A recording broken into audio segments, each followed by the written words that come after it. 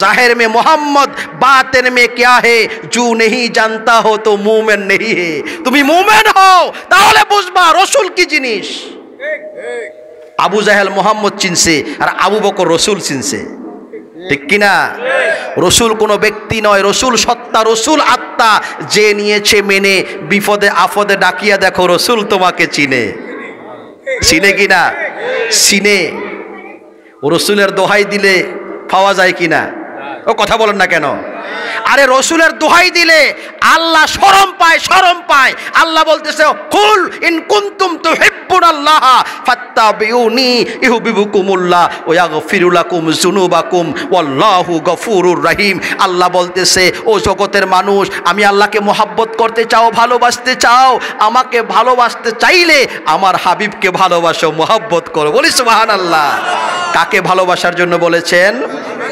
রাসূলকে ভালোবাসলে আল্লাহ প্রতিশ্রুতি দিতেছে তোমাদের গুনাহ খাতা maaf করে দেব আমি আল্লাহ বড় দয়ালু বড় দয়াবান সুবহানাল্লাহ আমি আল্লাহ গফুর আমি আল্লাহ গফফার আমার হাবিবের বেলায় কার বেলায় জোরে বলেন কার বেলায় আমার রাসূলের বেলায় মুহাম্মদে মুস্তাফা সাল্লাল্লাহু আলা তুমি বাদশারো আহা कमली वाला मोहम्मद मुस्तफा सल्लल्लाहु अला तुमी बादशारो बादशाह कमली वाला अरे पापी तापी पूर्ण आदार दुनिया ओ पापी तापी पूर्ण आदार दुनिया हलो पूर्ण बेहेस्ती नूरे उजाला हलो पूर्ण बेहेस्ती नूरे उजाला मोहम्मद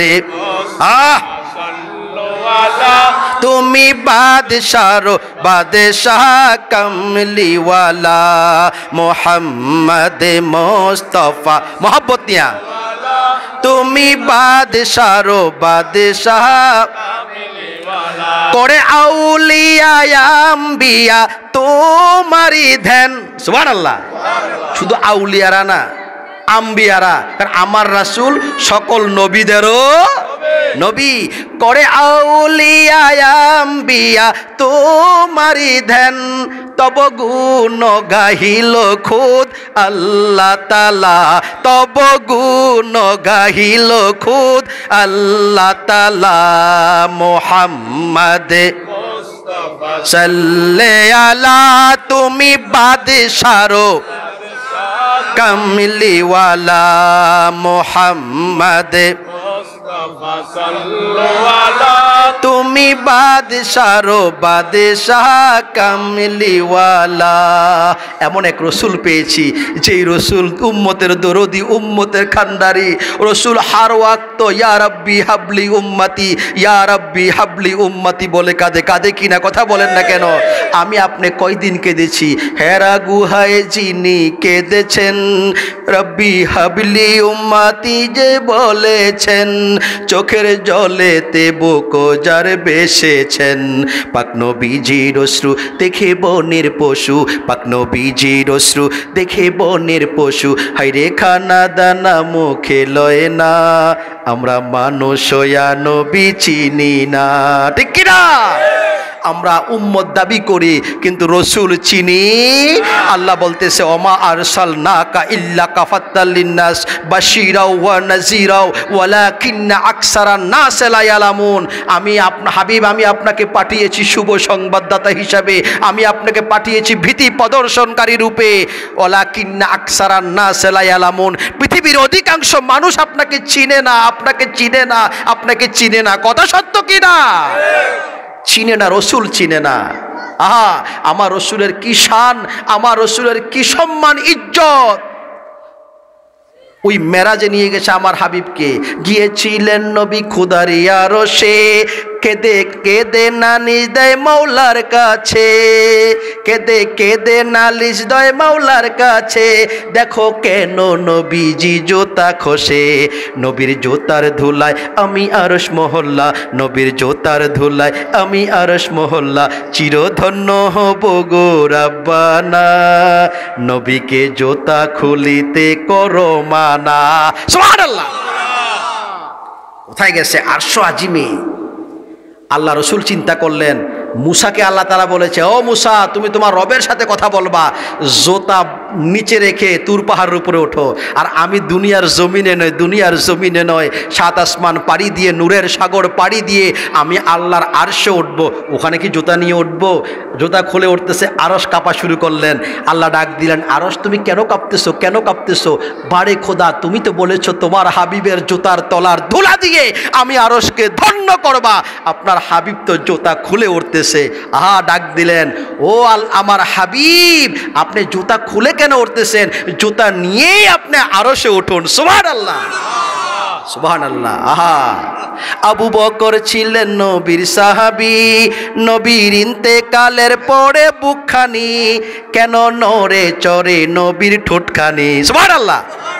নবীর বুকের কোণে কান লাগায়া শোনে, নবীর বুকের কোণে কান লাগায়া শোনে, আমার উম্মতকে দেখিও রাব্বানা, আমার উম্মত যেন দোজকে যায় না। সুবহানাল্লাহ। আল্লাহ রসুল দুনিয়া থেকে বেসাল হয়ে গেছে, এরপরও ইয়া রাব্বি হাবলি উম্মতি বলতেছে, ইয়া রাব্বি হাবলি উম্মতি বলে কাঁদতেছে। আমি আর আপনি কয়দিন কেঁদেছি ওই রসুলের জন্য। আমি উম্মত দূরদেশী, হৃদয়ে তোমার ছবি এঁকেছি নবী, হৃদয়ে তোমার ছবি এঁকেছি। আমি উম্মত বড় অসহায়, কেউ কারো দুঃখ নবী বুঝে না তো হয়, ব্যথার ব্যথি তুমি আমি জেনেছি, ব্যথার ব্যথি তুমি আমি জেনেছি, হৃদয়ে তোমার ছবি এঁকেছি নবী, হৃদয়ে তোমার ছবি এঁকেছি। প্যারা হাজিরিন, আপনারা, আমি একটা প্রশ্ন করি আপনাদেরকে, যদি সরকার ধনী হয় তাহলে ওই দেশের জনগণ কি হয়? ধনী হয়। কথা বুঝেন নাই? সরকার ধনী হইলে জনগণ ধনী, সরকার ঋণী হইলে জনগণ ঋণী। কথা সত্য কি না? আচ্ছা বলেন তো, বাবা যদি ধনী হয় সন্তান কি হয়? ধনী হয়। বাবা যদি ঋণী হয় সন্তান কি হয়? ঋণী হয়। কথা বুঝতেছেন? আজকে আমরা কেন শ্রেষ্ঠ উম্মত? কুনতুম খায়রা উম্মাতিন, আল্লাহ বলতেছে তোমরা শ্রেষ্ঠ উম্মত। সুবহানাল্লাহ বলেন। শ্রেষ্ঠ এই জন্য আমরা শ্রেষ্ঠ, কারণ আমার রাসূল শ্রেষ্ঠ। আমার রাসূল কি শ্রেষ্ঠ। আজকে যারা আমার রাসূলকে ছোট করতেছে, খাটো করতেছে, ও জগতের মানুষ, আপনারা যদি রাসূলকে ছোট করেন তাহলে আপনি নিজে ছোট হয়ে যান। আপনি কি হয়ে যান? আজকে বলতেছে রাসূল শাফায়াত করতে পারবে না, এই কথা শুনে কমজোরি ইমানদার মুসলমান আজকে খ্রিস্টান হয়ে যাচ্ছে। নাউজুবিল্লাহ বলেন। যারা এই কথা বলে তারা একটা ইমানদারদেরকে মুসলমান থেকে খ্রিস্টানে নেওয়ার একটা রাস্তা তৈরি করে দিলেন। নাউজুবিল্লাহ বলেন। কারণ ঈসা নবী, ওরা বলতেছি ঈসা নবী শাফায়াত করতে পারবে, আর আমরা আমার রাসূলের শানে বলতেছি আমার রাসূল শাফায়াত করতে পারবে না। যখন এই আমার রাসূলকে ছোট করলাম, খাটো করলাম, তাইলে আমি আরেকটা ধর্মকে কি করে দিলাম? বড় করে দিলাম না? আপনার কথা বুঝেন নাই? আজকে এই বাংলার জমিনে বলতেছে রসুল আমার মতন, বলে কি না? ও ভাই, দেখতে একরকম হলে কি সব জিনিস একরকম? দুইটা আম, একটা মাটির আম আর একটা একেবারে অরিজিনাল ন্যাচারাল আম, একটা কাটলে কি বাইর হবে? মাটি বাইর হবে। আর একটা কাটলে কি বাইর হয়? রস, গন্ধ, স্বাদ। দেখতে একরকম হলেও হাকিকতে একরকম নয়। যদি আপনি বলেন রসুল আপনার মতন, এই কথা বলে আপনি রসুলকে মাটি বানাইতেছেন, তাহলে রসুল কি শুধু মানুষের রসুল? রসুল জিনের রসুল, ফেরেশতার রসুল। ওমা আরসালনাকা ইল্লা রাহমাতাল লিল আলামিন। হাবিব, আমি আপনাকে সকল সৃষ্টির জন্য রহমত রূপে পাঠাইছি। সুবহানাল্লাহ। সকল সৃষ্টির রসুলকে আমার আপনার রসুল নয়, তাহলে আমি বানাইলাম মাটি আমার মতন বলে। এইবার জিন কিসের তৈরি? তো জিনের রসুলকে আমার আপনার রসুল না? তো জিন যদি কো রসুল আমার মতন, এই কথা অনুযায়ী, তাদের কথা অনুযায়ী তারা দলিল দেয়, কুল ইন্না আনা বাশারুম মিসলুকুম, বলুন হাবিব আমি আপনার তোমাদের মতন। এটা কাফেরদের আয়াত। আরেক সূরা মুমিনুনের 34 নম্বর আয়াতের মধ্যে এটা আসছে। সরি 33 নম্বর আয়াতের মধ্যে, মা হাযা ইল্লা বাশারুম মিসলুকুম ইয়াকুলু মিম্মা তাকুলুনা মিনহুম ইয়াশরাবু মিম্মা তাশরাবু। কাফেররা বলতো অকালাল মালাউ মিন কাউমিহিল্লাযিনা কাফারু। এটা লম্বা আয়াত, আমি ওদিকে যাচ্ছি না, বলার জন্য বলতেছি। কাফেররা বলতো, ওই গোত্রের বড় বড় কাফের সর্দাররা বলতো, মুহাম্মদ আমাদের মতন, মা হাযা ইল্লা বাশারুম মিসলুকুম, আমাদের মতন, আমরা যা খাই মুহাম্মদ তা খায়, আমরা যা পান করি মুহাম্মদ তা পান করে। আল্লাহ 34 নম্বর আয়াতের মধ্যে বলতেছে, ওয়ালা ইন আতাতুম বাশারাম মিসলাকুম ইন্নাকুম ইজাল্লা খাসিরুন, তুমি তোমার মতন ব্যক্তির অনুসরণ করিও, যদি তোমার মতন ব্যক্তির অনুসরণ করো তাহলে তুমি খাসিরুন, ধ্বংসপ্রাপ্ত হয়ে যাইবা। কার কথা? আল্লাহর কথা। তা আপনি রসুলকে আপনার মতন বানাইলে আপনি ওনার অনুসরণ করা নাজায়েজ হয়ে যাবে। এই কথা বলেন না কেন? এই আয়াত দিয়ে যদি আপনি রসুলকে আপনার মতন বানানোর চেষ্টা করেন, জিন বলবে রসুল আমার মতন, তাহলে রসুল আগুনের হয়ে যাবে। রসুল কিসের হয়ে যাবে? আগুনের হয়ে যাবে। ফেরেশতা নূরের তৈরি, রসুল নূর হয়ে যাবে, ঠিক কি না? রসুল রসুলের মতন, সুবহানাল্লাহ বলেন। রসুল এমন এক সত্তার নাম, যেই সত্তা আশিকের হৃদয়ে হৃদয়ে ধারণ করার পৌঁছার ক্ষমতা রাখে, সুবহানাল্লাহ বলেন। আপনি বলবেন কি করে সম্ভব এত মোটা? ভাই, এই বিষয়ে বলতে গেলে তরিকতের অনেক গভীরের কথা বলতে হয়। কারণ একটা হচ্ছে ওয়াজিবুল ওজুদ আর ওয়াহেদানিয়াল ওজুদ। ওয়াজিবুল ওজুদ মানে মোটা দেহ, মোটা দেহ, আর ওয়াহেদানিয়াল ওজুদ মানে সূক্ষ্ম দেহ। আপনি রাত্রে ঘুমায় আছেন বুদুমডা, স্বপ্নে দেখলেন আপনি কুমিল্লা গেছেন। কই গেছেন? তো আপনি এখানে ঘুমায় রইলেন, ওখানে গেলেন কিভাবে? ওটাকে এটাকে কে কারে দেখলো? কথা বুঝেননি? কে কারে দেখছে? আপনি আপনাকে দেখছেন, ওটা আপনি।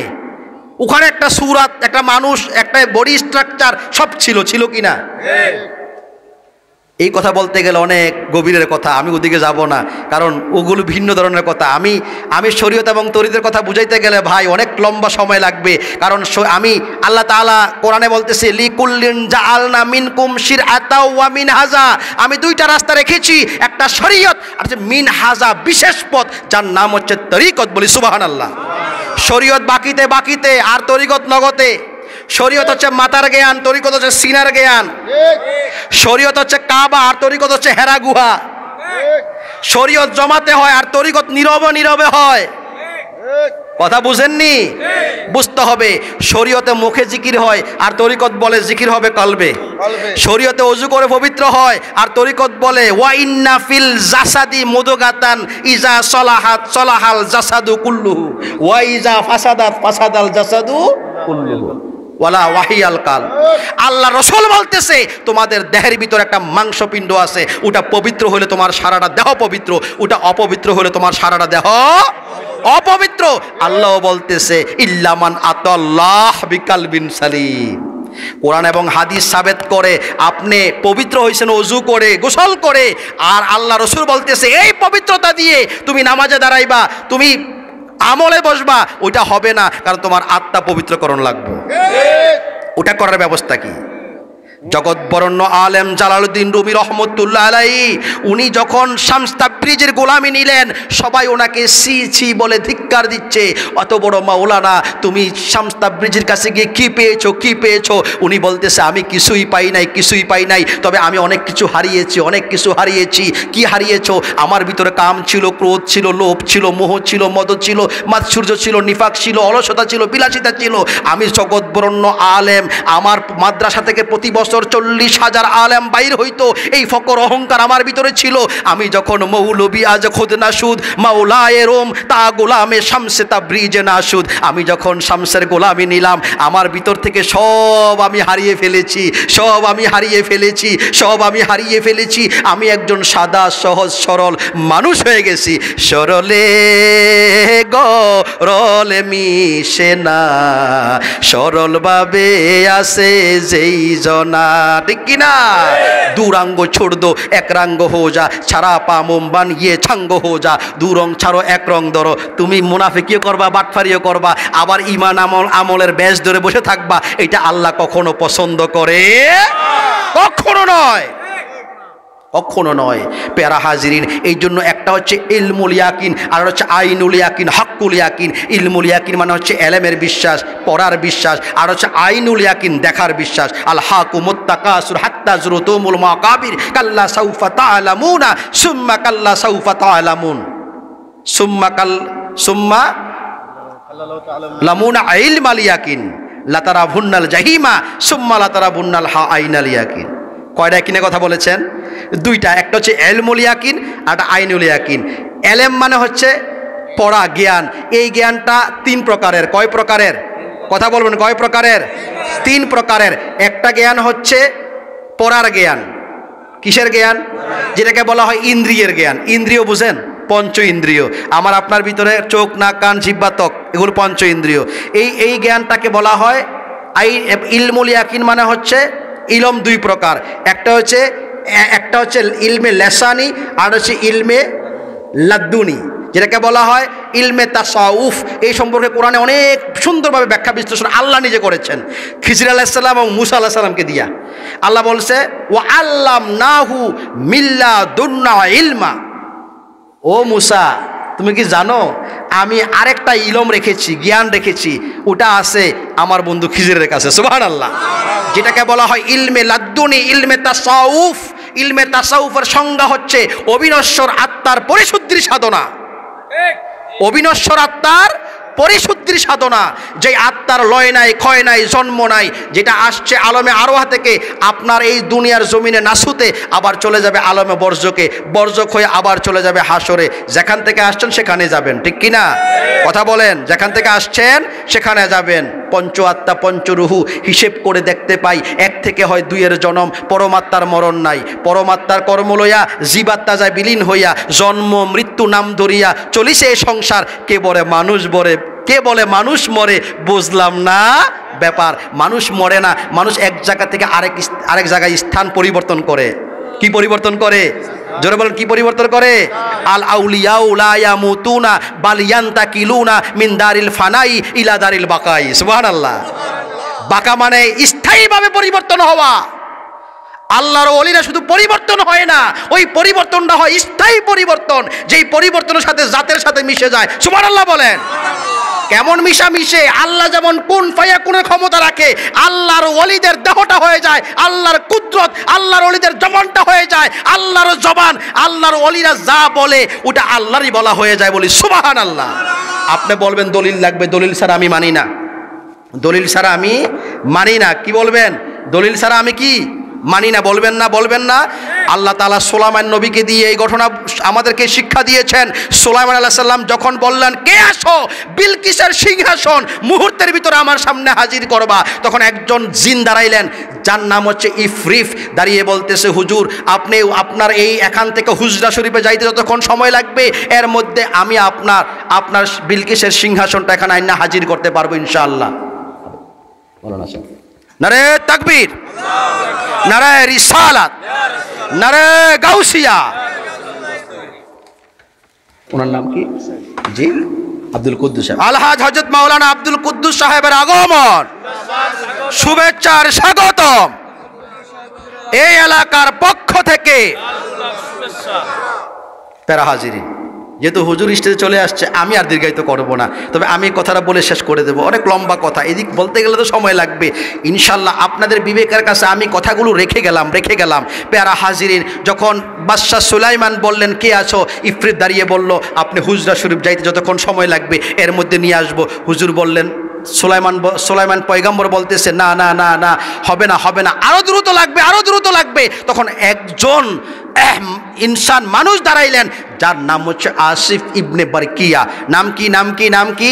আসিফ ইবনে বারকিয়া। উনি দাঁড়ায় বলতেছে, ও আল্লাহর পয়গম্বর সুলাইমান আলাইহিস সালাম, আমি আমার কাশফ দ্বারা দেখতেছি আপনি 99টা বিয়ে করেছেন, 100 নাম্বার বিয়ে করবেন রানী বিলকিসকে, 100 নাম্বার স্ত্রী হবে রানী বিলকিস। আর পুরুষের বাম পাজরের হাড় দিয়ে নারী তৈয়ার। আপনি একটু বাম দিকে নজর করে দেখেন, রানী বিলকিসের সিংহাসন হাজির হয়ে গেছে। সুবহানাল্লাহ বলে। উনি কথা বলতেছে আর নিয়ে আসছে। কথা বুঝছেন নি?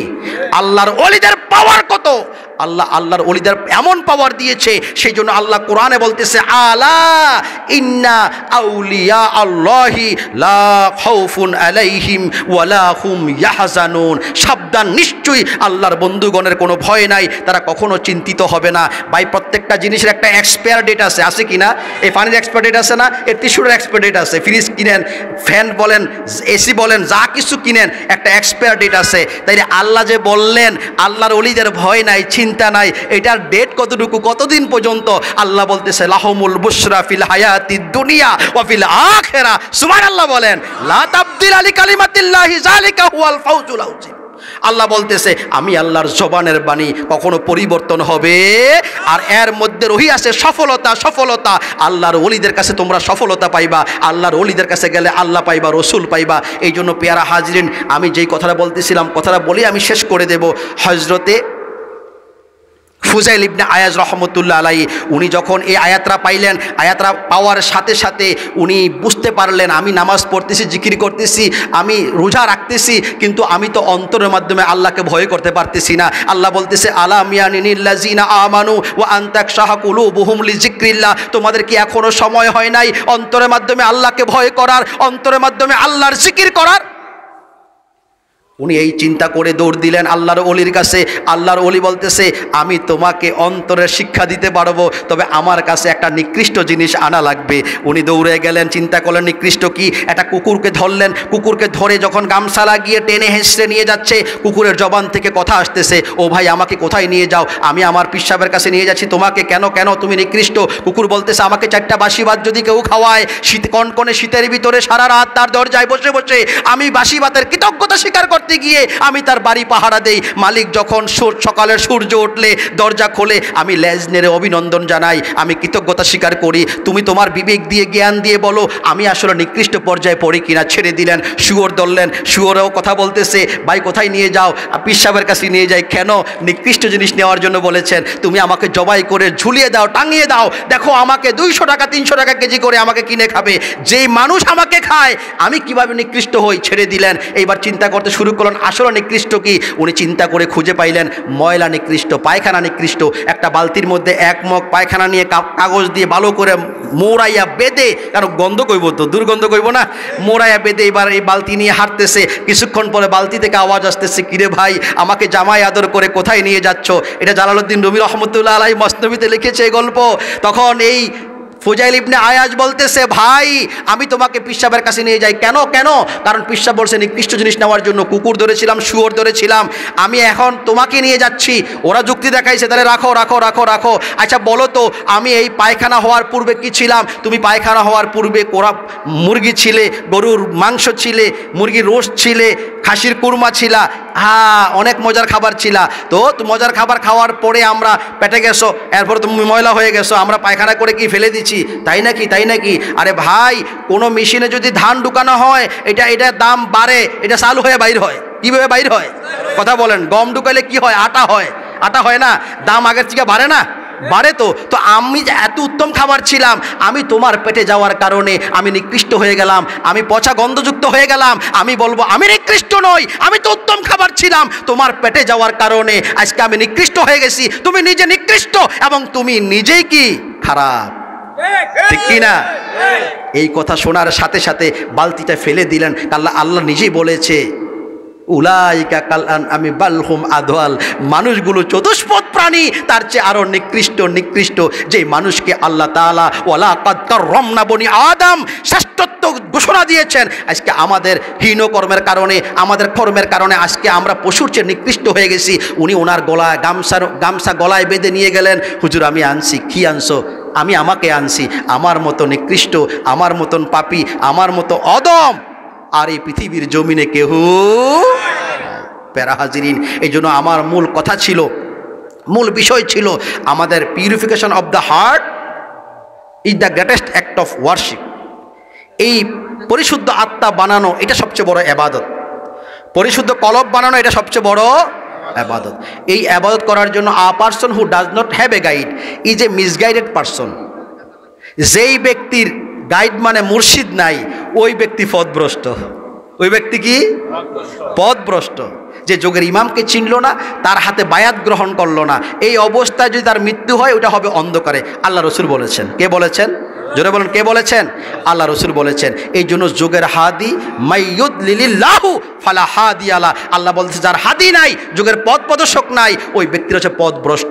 এই জন্য এই দেহ দোয়া যায় পানি দিয়ে, কিন্তু কলব দোয়া যায় না। কলব দোয়ার জন্য আল্লাহর রহমত লাগে। ইন্না রাহমাতাল্লাহি করিবুম মিনাল মুহসিনিন, আল্লাহর রহমত আছে আল্লাহর মুহসিন বান্দাদের কাছে। ওই রহমত দিয়ে তাওয়াজ্জুর মাধ্যমে, ফায়ুজাতের মাধ্যমে, নিসবতের মাধ্যমে আপনার আমার হৃদয়গুলো পরিষ্কার করে। যোগে যোগে এভাবে আল্লাহ তাআলা এই এই এই পৃথিবীতে আল্লাহর জমিনে আল্লাহর ওয়াহদানিয়াতের, আল্লাহর একত্ববাদের, আল্লাহর পরিচয় দিয়েছেন আল্লাহর বন্ধুদের মাধ্যমে। আল্লাহর বন্ধুরা পথহারা মানুষদেরকে হৃদয়ের ভিতরে ওই ইমানের ডঙ্কা বাজিয়ে দিয়ে আল্লাহর পরিচয় স্থাপন করেছেন। এই জন্য এখনও এই যুগেও যদি আমরা মনে করি আমরা শুদ্ধ হতে পারি নাই, কারণ আমরা পরিবর্তন হই, ভৌত পরিবর্তন, আমরা রাসায়নিক পরিবর্তন হতে পারি না।